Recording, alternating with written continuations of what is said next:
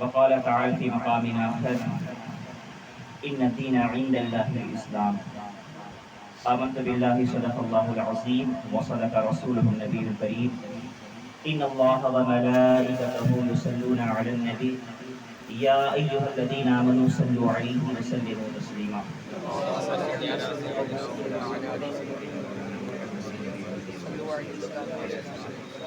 الصلاة والسلام عليك يا سيدي يا رسول الله صلی اللہ علیہ وسلم. اللہ رب العزت کی تحمید و تقدیس بارگاہ نبوت میں ہدیہ درود شریف پیش کر لینے کے بعد انتہائی احترام و عقیدت کے لائق تمام حاضرین السلام علیکم ورحمۃ اللہ تعالی وبرکاتہ. عزیزان ملت، مختصر سے وقت کے لیے اس محفل کا انعقاد ہوا ہے. اللہ تعالیٰ کی بارگاہ میں دعا ہے مولا تعالیٰ ہمارا اس محفل میں بیٹھنا سننا سنانا سب اپنی بارگاہ میں قبول فرمائے اور ہم سب کو بالخصوص صاحب خانہ کو اس کی برکتیں نصیب فرمائے.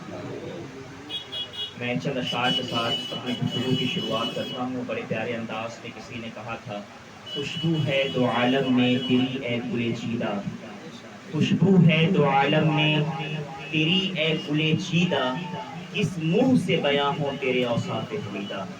خوشبو ہے دو عالم میں تیری اے گلے چیدہ، کس منہ سے بیاں ہو تیرے اوصاف حمیدہ.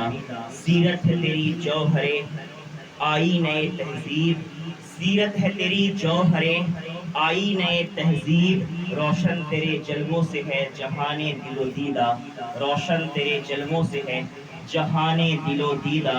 اور کہتے ہیں مضمر تیری تقلید میں ہے عالم کی بھلائی، مضمر بوانا چھپی ہوئی، مضمر تیری تقلید میں ہے عالم کی بھلائی.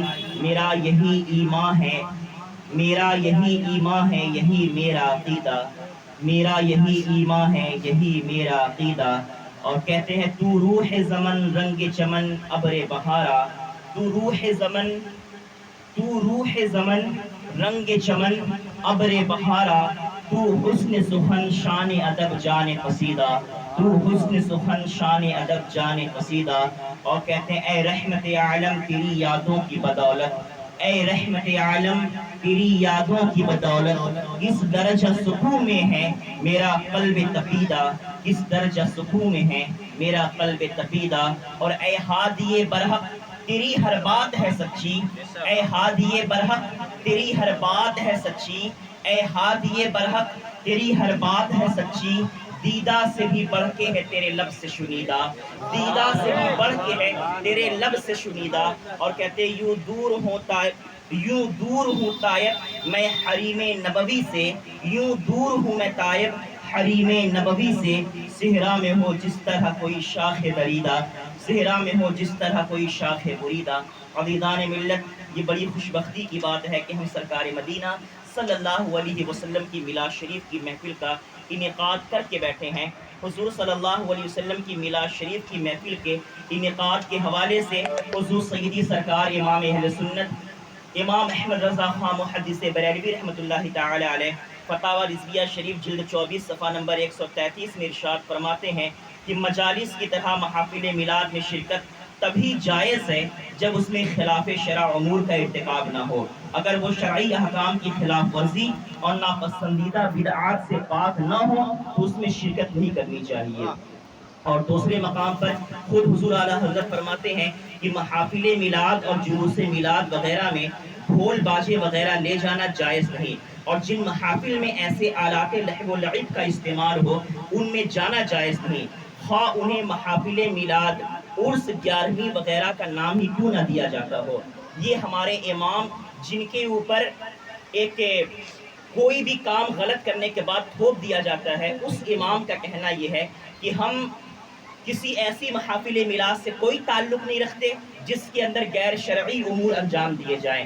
چاہے کتنا بھی اچھا نام رکھ لیا جائے، اگر اس میں غیر شرعی امور کیے جا رہے ہیں تو ایسی محافل کے اندر شرکت کرنا ہمارے لیے درست نہیں ہے. یعنی محافل میلاد کا انعقاد اسی وقت درست ہے جبکہ اس میں غیر شرعی امور انجام نہ پائے جا رہے ہوں.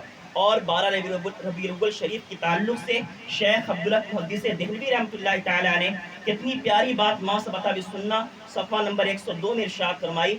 فرماتے ہیں کہ سرکار مدینہ صلی اللہ علیہ وسلم کی ولادت کی رات خوشی منانے والوں کی جزا یعنی بدلہ یہ ہے کہ اللہ پاک انہیں فضل و کرم سے جنات نعیم میں داخل فرمائے گا. جب ہم کبھی میلاد شریف کی باتیں کرتے ہیں تو سامنے سے ایک بار یہ ہوتا ہے کہ نہیں حضور کی بات کی جا سکتی ہے. جب کہیں سے راستہ نہیں ملتا تو ایک شوشہ یہ نکالا جاتا ہے کہ نہیں حضور کی میلاد اور حضور کی سیرت اور حضور کا تذکرہ کیا جا سکتا ہے، مگر دن کی تخصیص کے ساتھ نہیں کرنا ہے، دن کو خاص کر کے نہیں کرنا ہے کہ ہم 12 ربیع الاول شریف کو ہی کریں. یہ تخصیص درست نہیں ہے. یعنی جب بھاگنے کا کوئی راستہ نہیں نکلتا تو اس طرح کی باتیں کی جاتی ہیں. تو یہ شیخ عبدالحق محدث دہلوی رحمۃ اللہ تعالیٰ علیہ جو آج کے یعنی اعلیٰ حضرت کے بعد کے نہیں ہیں، 400 سال کا عرصہ آپ کو ہو گیا، 400 سال کا عرصہ، اور ایسے محقق کہ آپ کو محقق علی الاطلاق کہا جاتا ہے. اور آپ کی شان یہ ہے کہ آپ کی باتیں تمام فرقوں کے درمیان اور مکتبہ فکر کے درمیان، جتنے بھی مکتبہ فکر خاص طور پر ہمارے علاقوں میں پائے جاتے ہیں ان کے درمیان معتبر ہیں عبدالحق محدث دہلوی رحمۃ اللہ علیہ کی ذات. آپ کیا ارشاد فرماتے ہیں؟ اس بات کا خیال کریں کہ فرماتے ہیں عبدالحق محدث دہلوی کہ ولادت کی رات میں خوشی منانے والوں کی جزا یعنی بدلہ یہ ہے کہ اللہ پاک اپنے فضل و کرم سے انہیں جنات نعیم میں داخل فرمائے گا. سبحان اللہ. تو حضور عبدالحق محدث دہلوی نے باضابطہ تخصیص کر دی کہ حضور کے ولادت والی رات میں. اب ولادت کی رات کہہ دی تو یہ تو تخصیص ہی نہ ہو گئی بھائی، ہر رات نہیں، ولادت والی جو رات ہے اس رات کے اندر تو تخصیص ہو گئی. پتہ کیا چلا کہ یہ تخصیص کے ساتھ حضور کی میلاد شریف کرنا یہ کوئی غلط کام نہیں ہے. پھر آگے ارشاد فرماتے ہیں کہ مسلمان ہمیشہ سے، دیکھیں ہم اپنی بات نہیں کریں، میں لفظ بائی لفظ پڑھ کر کے آپ کو سنا رہا ہوں بلکہ ترجمہ صرف سنا رہا ہوں. مسلمان ہمیشہ سے محفل میلاد کرتے آئے ہیں اور ولادت کی خوشی میں دعوتیں دیتے، کھانے پکواتے، خوب صدقہ و خیرات کرتے، خوشی کا اظہار اور دل کھول کر خرچ کرتے آئے ہیں. مسلمان اس مبارک ماہ میں آپ صلی اللہ علیہ وسلم کی ولادت باسعادت کے ذکر کا انتظام کرتے ہیں اور اپنے مکانوں کو سجاتے ہیں، اور ان تمام نیک کاموں کی برکت سے ان لوگوں پر اللہ پاک رحمتیں نازل فرماتا ہے. غور کریں، ما ثبت بالسنہ عبدالحق محدث دہلوی کی کتاب صفحہ نمبر 102 پر یہ روایتیں لکھی ہوئی ہیں کہ عبدالحق محدث دہلوی نے نہ صرف یہ کہ منانے کے بارے میں کہا بلکہ یہ بھی ارشاد فرمایا کہ یہ باعث خیر و برکت ہے میلاد شریف کی محفل کا انعقاد کرنا. پھر اس کے بعد آگے دیکھیں، عظیم سیرت نگار، سیرت لکھنے والے عظیم عالم دین امام احمد ابن محمد قسطلانی رحمۃ اللہ تعالی علیہ فرماتے ہیں مواہب لدنیہ جلد اول صفحہ نمبر 78 میں کہ خاتم النبیین صلی اللہ علیہ وسلم کی ولادت کے مہینے میں مسلمان ہمیشہ سے محفل میلاد کرتے آئے ہیں. آپ غور کر رہے ہیں کہ نہیں؟ مسلمان ہمیشہ سے، عبدالحق محدث دہلوی بھی کہتے ہیں کہ مسلمان ہمیشہ سے یہ کام کرتے آئے ہیں. اب امام احمد ابن محمد قسطلانی بھی فرماتے ہیں، صاحب مواہب لدنیہ، وہ بھی کہتے ہیں کہ مسلمان ہمیشہ سے محفل میلاد کرتے آئے ہیں اور ولادت کی خوشی میں دعوتیں دیتے، کھانے پکواتے اور خوب صدقہ و خیرات کرتے، خوشی کا اظہار دل کھول کر خرچ، نیز آپ صلی اللہ علیہ وسلم کی ولادت باسعادت کے ذکر کا اہتمام کرتے آئے ہیں. چنانچہ ان پر اللہ تبارک و تعالی کے بہت بڑے فضل اور برکتوں کا نزول ہوتا ہے. عزیزان ملت، پھر فرماتے کہ میلاد شریف منانے سے دلی مرادیں پوری ہوتی ہیں. اللہ پاک ان پر رحمتیں نازل فرمائے جنہوں نے ولادت شریف کی راتوں کو عید کا دن بنا لیا. یہ صاحب مواہب لدنیہ ارشاد فرماتے ہیں، ہما شما کی بات نہیں ہے. اتنے بڑے بڑے اماموں نے، محققوں نے، محدثوں نے حضور نبی کریم صلی اللہ علیہ وسلم کی میلاد شریف کا دن منایا ہے. اور پھر ایک بات اور کہ مولانا شاہ فضل رحمہ گنج مراد آبادی رحمۃ اللہ تعالی علیہ جو مشرب کے اعتبار سے نقشبندی بڑے عظیم بزرگ ہیں، اور ان کا جو سلسلہ طریقت ہے مجدد الفسانی رحمۃ اللہ تعالی علیہ تک پہنچتا ہے، وہ صرف چند واسطوں سے، تقریباً 6 واسطے سے پہنچ جاتا ہے. یعنی ان کے درمیان جو بزرگان دین ہوئے، جو مشائخ ہوئے، ان کی عمریں کافی لمبی ہوئی. تقریباً 6 یا 5 واسطوں سے سیدنا امام ربانی مجدد الفسانی رحمۃ اللہ تعالی علیہ تک ان کا سلسلہ پہنچتا ہے. بہت عظیم بزرگ ہوئے. شاہ آفاق دہلوی رحمۃ اللہ تعالی علیہ کے آپ مرید اور خلیفہ تھے. شاہ فضل رحمہ گنج مراد آبادی، محدث گنج مراد آبادی بھی آپ کو کہا جاتا ہے. بہت بڑے امام ہوئے. جب حضور اعلیٰ حضرت مولانا شاہ فضل رحمہ گنج مراد آبادی کی بارگاہ میں پہنچے ہیں بیعت کرنے کے بیعت کرنے کے ارادے سے، کیوں، اس کی وجہ یہ تھی کہ حضور اعلیٰ حضرت کے دادا مفتی رضا علی رحمۃ اللہ تعالی علیہ خود انہی سے بیعت کے سلسلہ نقشبندیہ کے اندر. عزیزان ملت غور کریں. اور خود آپ کے خلیفہ، خود آپ کے شاگرد محدث سورتی رحمۃ اللہ تعالی علیہ، یہ بھی مولانا شاہ فضل رحمہ گنج مراد آبادی رحمۃ اللہ تعالی علیہ کے مرید تھے. عزیزان ملت غور کریں کہ وہ محدث سورتی رحمۃ اللہ تعالی علیہ، محدث سورتی رحمۃ اللہ تعالی علیہ، دیکھیں کہ حضور اعلیٰ حضرت رحمۃ اللہ تعالی علیہ کی بارگاہ میں اگر کوئی چیز قابل تقلید تھی تو وہ محبت رسول اور عقائد حقہ کے اوپر عمل کرنا تھا. کہ آپ فرماتے ہیں محدث وسیع احمد محدث سورتی رحمۃ اللہ تعالی علیہ کے تعلق سے کہ اگر ہر اسٹیج کے اوپر، ہر دینی اسٹیج کے اوپر اگر ایک محدث سورتی مجھے مل جائے، ایک محدث سورتی مل جائے، تو کسی بھی علاقے کے اندر کوئی بھی غیر مقلد، کوئی بھی وہابی دیوبندی نظر نہیں آئے گا. اس قدر اعتماد تھا محدث سورتی رحمۃ اللہ تعالی علیہ کے اوپر حضور اعلیٰ حضرت رضی اللہ تعالیٰ عنہ کو. تو حضور اعلیٰ حضرت جب بارگاہ میں آئے نا، اور کچھ باتیں ہوتے ہوئے ایک آدھ دن رکے، پھر اس کے بعد جب جانے لگے تو اعلیٰ حضرت علیہ رحمۃ و رضوان مولانا شاہ فضل رحمہ گنج مراد آبادی سے کہتے ہیں کہ حضرت میلاد شریف کے تعلق سے آپ کا کیا کہنا ہے؟ میلاد شریف کے تعلق سے آپ کیا کہتے ہیں؟ تو آپ نے فرمایا کہ تم مولانا ہو، فتوے تم دیتے ہو اور تم مجھ سے سوال کر رہے ہو. تو اس کے بعد حضور سیدی سرکار امام اہل سنت رضی اللہ تعالیٰ عنہ فرماتے کہ حضور میں تو اسے جائز، مستحسن، باعث خیر و برکت سمجھتا ہوں. جائز، مستحسن، باعث خیر و برکت سمجھتا ہوں. تو فرماتے ہیں کہ یہ تمہاری اپنی تحقیق، تمہارا اپنا عمل ہے. اگر فقیر سے پوچھو تو فقیر کا معاملہ یہ ہے کہ میں اسے سنت سمجھتا ہوں، میں اسے سنت سمجھتا ہوں. اور حضور سیدی سرکار امام سیدنا مولانا شاہ فضل رحمہ گنج مراد آبادی یہاں تک ارشاد فرماتے ہیں کہ جب آپ سے کوئی بندہ پوچھنے کے لیے آیا کہ حضور میلاد شریف کی محفل کا انعقاد کرنا جائز ہے یا کہاں سے ثابت ہے، تو باضابطہ طور پر آپ نے کہا کہ آج ہم جب میلاد شریف کی محفل کا انعقاد کرتے ہیں، آپ دیکھیں کتنے پنکھے چل رہے ہیں، قمقمے لگے ہیں، کتنی سجاوٹیں ہیں، کتنا اہتمام ہے. اس اہتمام اور اس سکون کے ساتھ حضور کا میلاد شریف کرتے ہیں. مگر صحابہ کا طریقہ یہ تھا کہ وہ عین میدان جنگ کے اندر رسول اللہ صلی اللہ تعالی علیہ وسلم کی میلاد شریف کا ذکر کیا کرتے تھے. تو آپ فرماتے کہ ہم تو میلاد کا ثبوت نہیں معلوم آپ کو. صحابہ کرام جب جاتے تھے میدان جنگ کے اندر اور جب اپنے سامنے والی جماعت سے مخاطب ہوتے تھے تو کیا کہتے تھے؟ ہم ایک ذلیل قوم تھے، ہم ایک رسوا لوگ تھے، ہم در در کی چوکھٹ، در در پر اپنے سروں کو جھکانے والے تھے.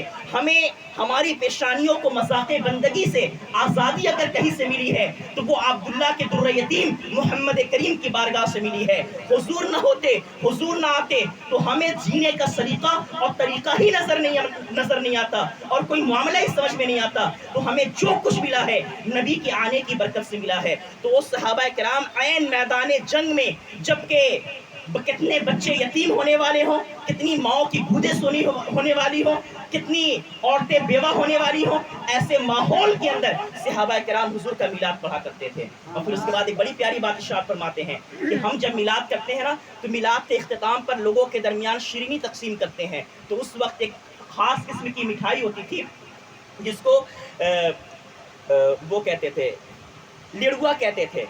تو فرماتے ہیں کہ جس وقت ہم میلاد شریف کی محفل کا اختتام کرتے ہیں تو لوگوں کے درمیان لڈو تقسیم کرتے ہیں. صحابہ کا معاملہ یہ تھا کہ جب میلاد شریف کی محفل کا اختتام ہوتا تھا تو وہ اپنے سروں کو تقسیم کیا کرتے تھے.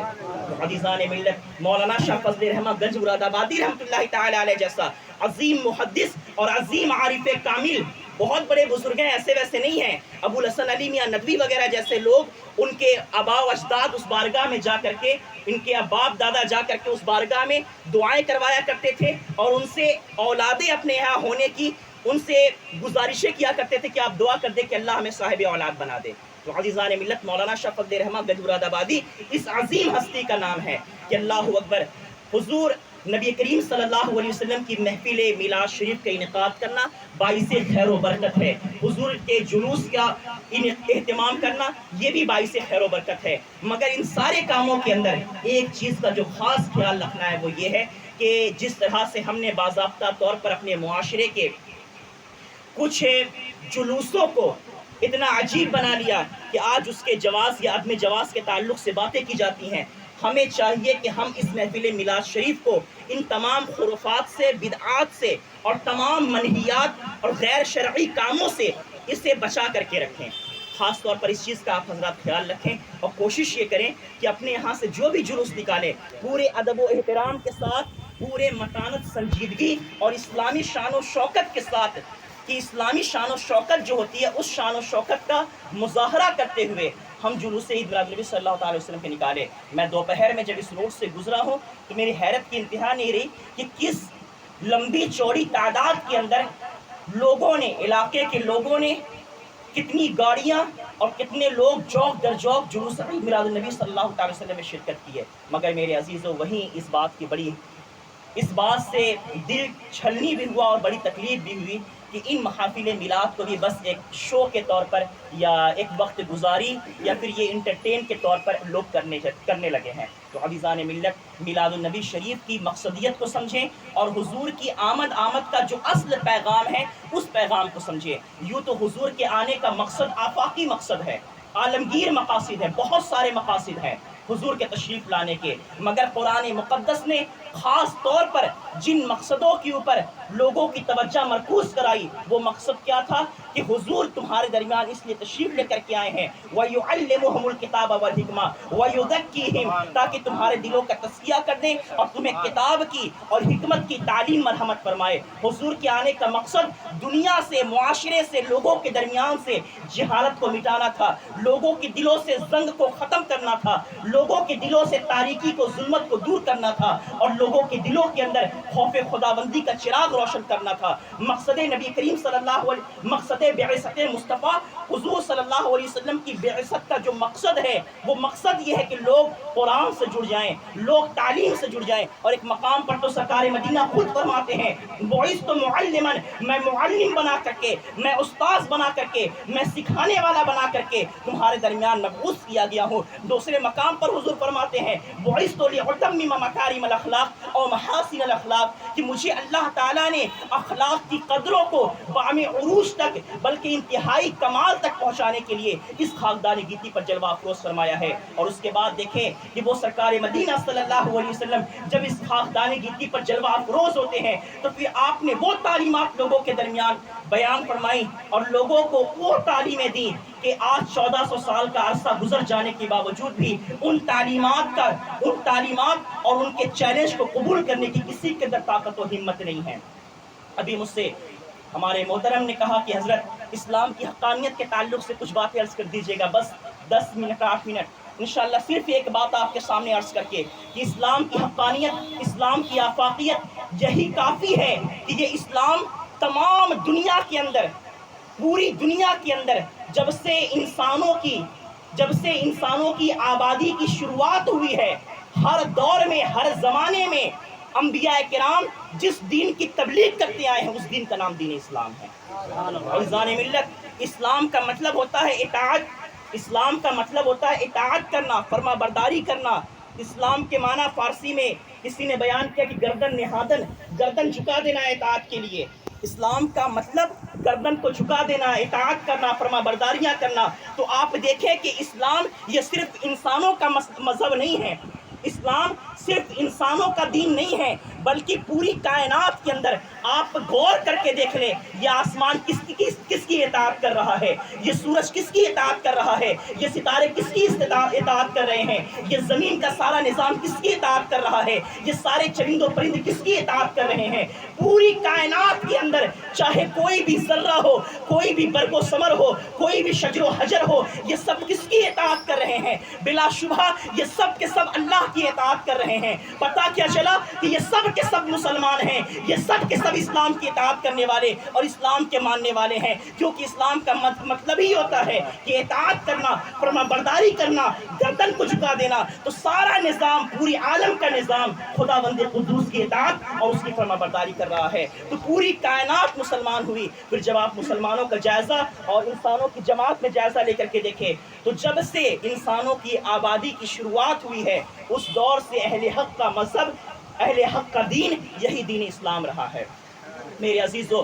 اور پھر ادیان تو بہت سارے ہیں مگر حقیقت میں دین وہی ہے جس کو خداوند قدوس فرمائے کہ وہاں یہ دین ہے۔ قرآن مقدس میں کئی ایک مقامات پر مثلا بعض مرتبہ ہوتا یہ ہے کہ اگر کوئی بندہ پیسے کمانے، کاروبار اعلیٰ ہو جائے، اونچی اونچی بلڈنگیں بنا لے، معاشرے میں منصب کوئی حاصل کر لے، کوئی عہدہ حاصل کر لے، ہم سمجھتے ہیں کہ وہ کامیاب ہو گیا، مگر کامیابی کا معیار ہم نہیں کسی کو عطا کر سکتے۔ کامیابی کا معیار تو وہ عطا کرے گا کہ جو ہمارا کریٹر ہے، جو ہمارا تخلیق کرنے والا، جو ہمارا بنانے والا ہے، جو ہمارا پیدا کرنے والا ہے، وہ ہمارے لیے کامیابی کا معیار متعین کرے گا۔ تو اللہ تبارک و تعالیٰ نے کامیابی کا معیار ہمارے لیے جو بنایا ہے، تو ہم سب جانتے ہیں کہ جو وہ بندہ کامیاب ہے، وہ بندہ کامیاب ہے جو ہدایت پا گیا، وہ بندہ کامیاب ہے جسے خوف خداوندی حاصل ہو گیا، وہ بندہ کامیاب ہے جو جنت میں داخل ہو گیا، وہ بندہ کامیاب ہے جسے اللہ کی خوشنودی حاصل ہو گئی۔ قرآن میں الگ الگ مقامات پر یہ ساری باتیں کی گئی ہیں جس کا محصل یہ ہے کہ جو اللہ کے مطابق زندگی، اللہ کے فرمان کے مطابق زندگی گزارے، اللہ کی رضا حاصل کر لے، وہ بندہ کامیاب ہے، وہ فائز المرام ہے۔ تو میرے عزیزو اس زاویے سے اگر آپ دیکھیں تو خداوند قدوس کا دین تو بہت سارے ہیں مگر جسے اللہ کہے کہ ہاں یہ دین ہے تو حقیقت میں وہی دین ہوتا ہے۔ اور دین اسلام کی شان یہ ہے کہ اللہ تبارک و تعالیٰ فرماتا ہے ان الدین عند اللہ الاسلام، کہ اللہ کے نزدیک اگر کوئی دین ہے تو وہ دین اسلام ہے۔ اور پھر یہ بھی یاد رکھیں کہ دین اور مذہب میں بہت بڑا فرق ہوتا ہے، دین اور مذہب کے درمیان بہت بڑا فرق ہوتا ہے۔ دنیا کے اندر جتنے بھی آپ مذاہب دیکھتے ہیں اور جس بھی مذہب کے ساتھ وابستہ دیکھتے ہیں وہ ان کا اپنا مذہب ہو سکتا ہے، ان کا دین نہیں ہو سکتا۔ کیوں؟ مذہب کا معاملہ یہ ہے کہ مذہب کسی ایک میدان میں، کسی دو میدان میں، کسی تین میدان میں بندے کی رہنمائی کرتا ہے۔ مطلب کسی کا مذہب ہے تو وہ مذہب اس کی عبادت کرنے کے طریقے کو بتاتا ہے، کسی کا مذہب ہے تو وہ لوگوں کے ساتھ کیسے پیش آنا ہے، مثلا حقوق انسانیت کی تعلیم دیتا ہے۔ اس طور پر جو مذاہب ہیں، الگ الگ مذاہب، ان مذاہب کے اندر کسی ایک دو میدان یا کسی ایک دو کیٹیگری کے اوپر بات کی جاتی ہے، مگر اسلام مکمل دین ہے۔ اور دین ہونے کا مطلب کیا ہے کہ اسلام ہمارا ہر مقام پر رہنمائی کرتا ہے، اسلام ہماری ہر مقام پر رہنمائی کرتا ہے۔ ایسا نہیں ہے کہ اسلام صرف ہمیں مسجدوں کے اندر رہ کر کے رہنے کی اور مسجد میں جو کام کیا جاتا ہے صرف اس کی تعلیم دیتا، ایسا نہیں ہے، بلکہ اسلام کی یہ خاصیت ہے، اسلام ایسا عظیم دین ہے کہ جو مسجد میں بھی ہماری رہنمائی کرتا ہے، جو آستانے پر بھی ہماری رہنمائی کرتا ہے، جو مدرسوں میں بھی ہماری رہنمائی کرتا ہے، جو بازار میں بھی ہماری رہنمائی کرتا ہے، جو کاروبار میں بھی ہماری رہنمائی کرتا ہے، جو معاشرت میں بھی ہماری رہنمائی کرتا ہے، رشتہ داریوں کے درمیان بھی ہماری رہنمائیاں کرتا ہے۔ ایک بندے کے پیدا ہونے سے لے کر کے موت تک، پھر قبر کے حالات سے لے کر کے قیامت کے دن تک، اور حشر کے میدان سے لے کر کے جنت میں داخل ہونے تک، تمام محاذ پر، تمام علاقوں میں اور تمام مرحلے میں اسلام ہماری رہنمائیاں کرتا ہوا نظر آتا ہے۔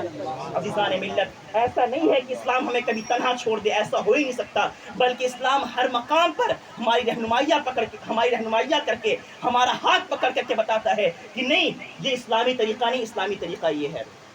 کوئی بھی ایک چیز آپ لے لیں۔ پھر اسی طور سے میرے عزیزو، حضور نبی آخر الزمان صلی اللہ تعالیٰ علیہ وسلم چونکہ اسی دین اسلام کی تبلیغ اور ترویج و ارشاد کے لیے اس خاکدان گیتی پر جلوہ افروز ہوئے، تو حضور صلی اللہ علیہ وسلم جو دین لے کر کے تشریف لائے ہیں وہ دین حقیقت میں وہی دین ہوگا۔ اور اس دین کی شان یہ ہے، دنیا میں جتنے بھی مذاہب بنائے گئے، دنیا میں جتنے بھی مذاہب موجودہ دور کے اندر موجود ہیں، ان کی تعلیمات ان کے علاقے تک یا ان کے لوگوں تک بس محدود ہیں، اور وہ تعلیمات بھی ایسی ہیں کہ کبھی کوئی ان کا رد کر دیتا ہے، کبھی کوئی ان کو چیلنج کر دیتا ہے، کبھی کوئی ان کو چیلنج کر دیتا ہے۔ مثال کے طور پر ہمارے معاشرے کے اندر، ہمارے علاقے کے اندر خاص طور سے جو مذہب بڑے اچھی تعداد میں 70-75% کی تعداد میں گنوایا جاتا ہے اور 7,000 سال پرانی اس کی تاریخ بتائی جاتی ہے. اگر آپ اس مذہب کا جائزہ لے کر کے دیکھیں تو 7,000 سال پرانی تاریخ رکھنے کے باوجود بھی ہندوستان اور اس کے آس پاس کے تھوڑے سے علاقوں کے علاوہ کہیں پر پھیل نہیں پایا، کہیں پھل پھول نہیں پایا. مگر اسلام کی یہ شان ہے، اسلام کی یہ شان ہے کہ اسلام کو باضابطہ طور پر جو اسلام ہمارے درمیان ہے اس اسلام کو آئے ہوئے 1400 سال کا عرصہ ہوا ہے، مگر یہ اسلام پوری دنیا کے اندر آج پھیل چکا ہے. اور آج نہیں پھیلا بلکہ دوسری صدی ہجری کی اسٹارٹنگ یعنی حضور صلی اللہ علیہ وسلم کے وصال فرمانے کے 100 سال کے اندر ہی اندر پوری دنیا کے اندر اسلام پھیل چکا تھا. ورنہ آپ اٹھا کر کے دیکھیں، کہیں کسی صحابی کی مزار چین کے اندر آپ کو مل جائے گی، کہیں فلسطین کے اندر آپ کو مل جائے گی، کہیں یورپ کی سرزمین پر آپ کو مل جائے گی. یہ حضور صلی اللہ علیہ وسلم کے صحابہ کرام یہ ان مقامات پر کیوں گئے؟ اس کی بنیادی وجہ ہے کہ اسلام کی تعلیمات لے کر کے دے گئے تھے. اور ڈاکٹر اقبال جیسا مفکر، ہم نہیں کہہ رہے، ڈاکٹر اقبال جیسا مفکر کہتا نظر آتا ہے کہ دی اذانے کبھی یورپ کے کلیساؤں میں، کبھی افریقہ کے تپتے ہوئے صحراؤں میں، اور دشت و دشت ہے دریا بھی نہ چھوڑے ہم نے، بحر ظلمات میں دوڑا دیے گھوڑے ہم نے. فیضان ملت یہ دیکھے کہ خالد بن ولید اور طارق بن زیاد رحمۃ اللہ تعالی علیہما کا معاملہ کیا تھا کہ جب یہ علاقے فتح کرتے ہوئے بڑھے ہیں تو پھر زمینیں ختم ہو گئی اور انہوں نے اللہ کی بارگاہ میں ہاتھ اٹھا کر کے دعا کیا، اے اللہ تیری زمین ختم ہوتی نظر آ رہی ہے، ہمارے جذبے پست نہیں ہو رہے ہیں. اسلام ایسی حقانیت رکھتا ہے کہ ہم جیسے جیسے بڑھتے جاتے ہیں لوگ اسلام کے دامن کے اندر آتے جاتے ہیں. ڈاکٹر اقبال نے کہا تھا کہ خالد کبھی ہاتھوں میں علم لیتے ہیں، طارق کبھی موجوں کو قدم لیتے ہیں، ہر دور میں اٹھتے ہیں یزیدی فتنے، ہر دور میں شبیر جنم لیتے ہیں. فیضان ملت حضور نبی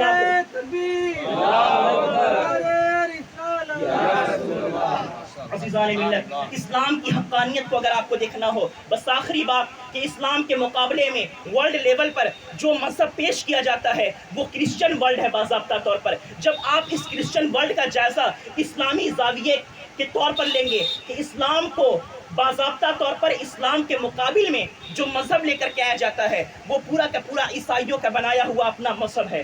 مگر میرے عزیز، اس مذہب کا معاملہ یہ ہے کہ ان کے یہاں معاملہ یہ ہے کہ ان کے پاس جو کتاب ہے وہ کتاب محرف شدہ ہے، اس کتاب کے اندر تحریف کی جا چکی ہے. اور اس کا اعتراف ہم نہیں کر رہے بلکہ خود ان کے بہت بڑے بڑے لوگوں نے اس کا اعتراف کیا ہے کہ جو ہمارے پاس عیسیٰ علیہ السلام سے منسوب یہ کتاب ہے، اس کتاب کے اندر تبدیلی کی جا چکی ہے.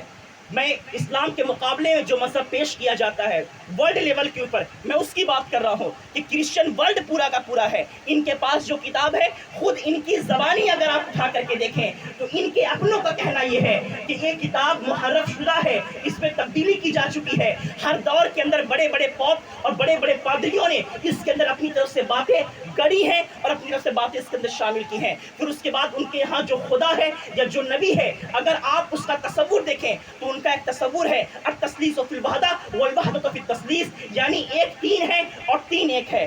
ایسا کوئی میتھمیٹیشین آج تک دنیا میں پیدا نہیں ہوا کہ جو یہ کہہ سکے کہ ہاں ایک تین ہوتا ہے یا تین ایک ہو سکتے ہیں. ایسا ہو ہی نہیں سکتا میرے عزیزوں. مگر ان کا عقیدہ ہے، ان کے اپنے نظریات ہیں کہ ایک ہی تین ہے اور تین ہی ایک ہے. اور ان کے ہاں تین تصور ہیں، ایک ہے مریم، حضرت مریم، حضرت عیسیٰ علیہ السلام اور خداوند قدوس.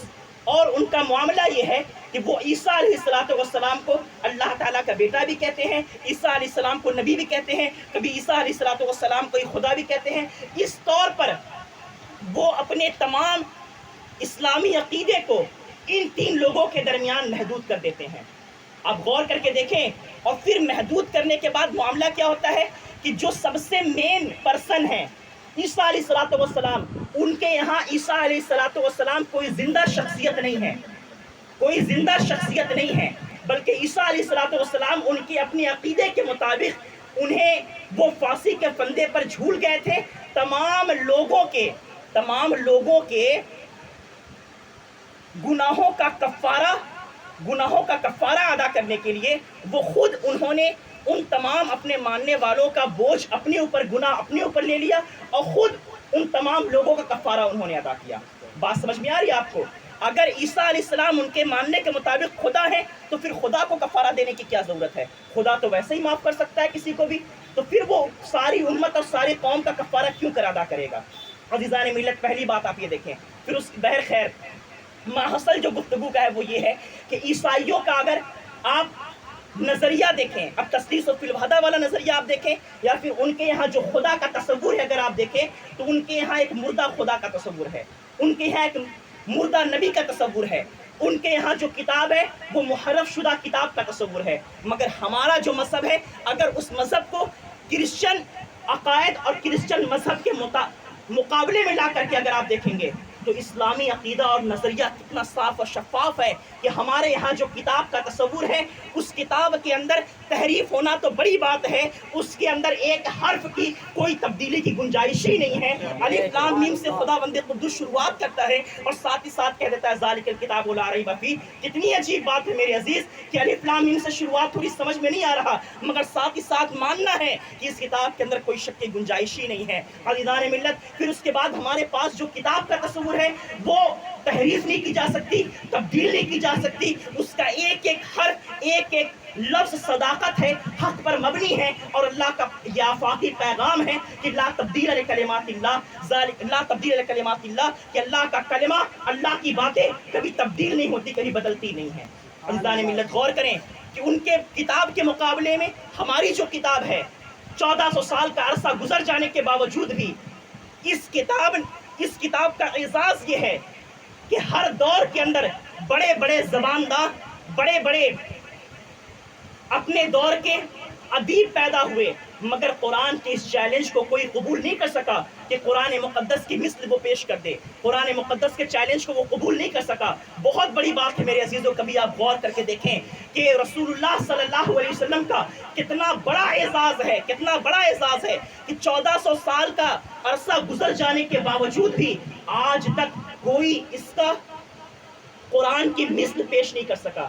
ایک بات بتا کر کے اپنی گفتگو ختم کر دو میرے عزیز کہ قرآن کے اس چیلنج کا جواب دینا نہ حضور صلی اللہ علیہ وسلم کے زمانے خاص یعنی 1400 سال پہلے ممکن تھا، نہ اب ممکن ہے، نہ صبح قیامت تک ممکن ہوگا. اس کی بنیادی وجہ یہ ہے کہ جس دور میں قرآن نازل ہوا ہے وہ دور عرب کے فصحا کا دور تھا. وہ لوگ اپنی عربی دانی پر، عربی فہم و فراست پر، عربی بول چال پر بڑا غرور رکھتے تھے، اور وہ اپنے علاوہ ساری دنیا کو گونگا کہا کرتے تھے، پوری دنیا کو عجمی کہا کرتے تھے. انہیں اپنے زبان و بیان پر اتنا غرور تھا اور اتنا اپنے اوپر فخر تھا کہ باضابطہ وہ معلق شاعریاں کیا کرتے تھے. معلق شاعری مطلب سمجھتے ہیں؟ وہ جو شعر کہتے تھے اسے کعبے کی دیوار پہ لا کر کے لٹکا دیتے تھے کہ اگر تم میں سے کسی کے اندر ہمت ہے تو اس کا جواب لے کر کے آؤ، یعنی ایسی شاعریاں کہا کرتے تھے. پھر دوسرا آتا تھا وہ اپنے شعر لٹکا دیا کرتا تھا، یعنی معلق شاعریاں کیا کرتے تھے.